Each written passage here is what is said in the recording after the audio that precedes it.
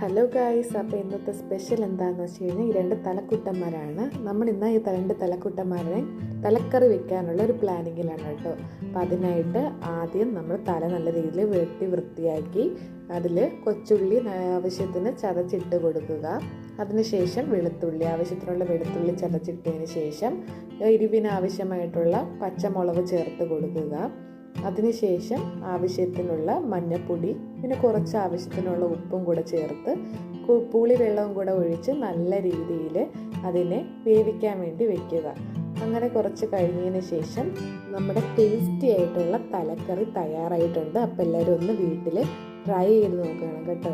അപ്പോൾ തലക്കറിയൊക്കെ സിമ്പിൾ ഒരു മെത്തേഡിൽ ചെയ്യുന്ന ഒരു രീതിയാണ്, നല്ല ടേസ്റ്റും കൂടെയാണ്. നമുക്ക് കപ്പയിലൂടെയും കഞ്ഞിയിലൂടെയൊക്കെ കുടിക്കാനും കഴിക്കാനൊക്കെ പറ്റിയ രീതിയിലുള്ള ഒരു തലക്കറിയാണ്. അപ്പോൾ ഇത്രയുള്ള കാര്യം. നമ്മുടെ വീഡിയോ ഇഷ്ടപ്പെട്ടെങ്കിൽ ലൈക്ക് ചെയ്യുക. നമ്മുടെ